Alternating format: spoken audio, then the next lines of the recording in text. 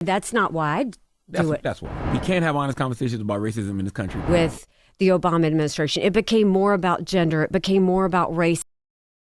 Nikki Haley went on The Breakfast Club and again seemed to struggle with rather easy questions about racism in America and divisiveness as a whole, at one point seemingly blaming Obama full stop for racism in America, which kind of seems to be the Republican playbook at this point. You know, oppress a group of people and then blame them for it. Haha. Here is Charlemagne asking point blank, why not just be honest? Absolutely. I wonder, why can't politicians, Democrat and Republican, because we've heard you say America's never been a racist country. We've heard the vice president say that before. We've heard OG Jim Clyburn say that before. We've heard Tim Scott say that before. Why can't Democrats and Republicans just be honest and tell people, hey, we can't have honest conversations about racism in this country because it's not a good electoral strategy? I mean, that's not why I do it. That's why. No. That's why everybody does. I have talked about.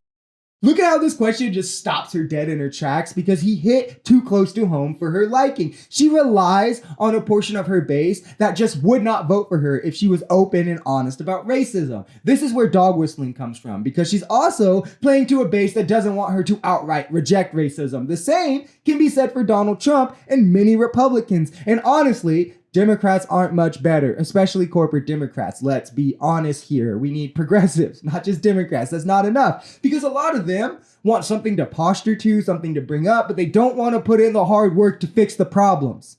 That is the issue. Dems are only better on this because they have the ostensible responsibility to be the party which represents these things. So they'll say the right things, they'll posture the right way, but a lot of times they're not going to put their nose to the grindstone in doing it. Though I do think in being more diverse, they do handle it better a lot of the times. But Democrats, too, partly are playing to a base that would not support them if their main focus was racism.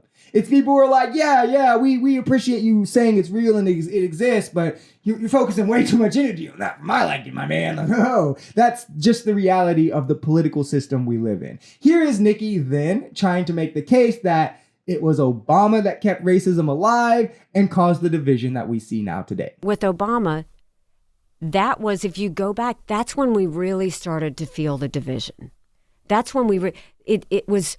A lot of that was because of white supremacists, though. Well, no, I think it was everything. Everything was exaggerated with the Obama administration. It became more about gender. It became more about race. It became more about separating Americans instead of bringing them together. That was because of right-wing media, though. Well, they were scared to death of a black president. Look, I don't think everybody is at fault. I'm not saying that one person did this, but I'm saying under that administration, it really did cause some. People felt like they were being put in camps. I'm not saying it was one person. I'm just saying the Obama administration single-handedly caused this and should shoulder the blame alone. But not one person. No, it's not just one person or anything. But for those of you who may have forgot, here is how Obama talked to those who disagreed with him. I know there are Republicans who disagree with my approach. I could see that from their body language yesterday.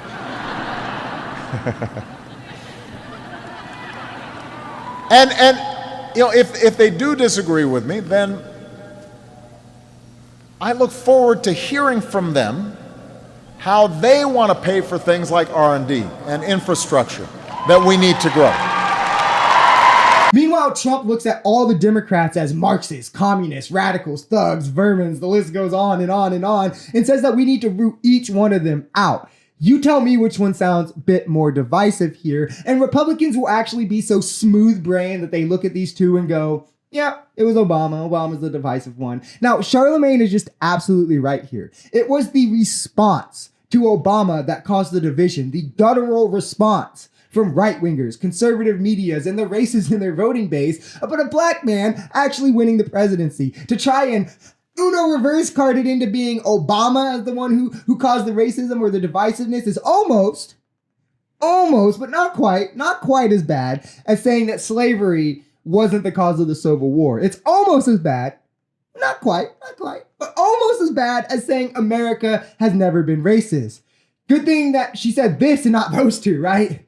Oh, wait, If you enjoyed this video, we're Social Society. We're a commentary channel influenced by politics, society, and the economy. We are pretty left-leaning on this channel, but we're open to our right-wingers as well. The biggest thing here is having conversations that get everyone to the bottom of the truth. If that sounds like something that could interest you, consider smashing that subscribe button, leaving us a like, or even commenting on this video, because the only way we become a society is together.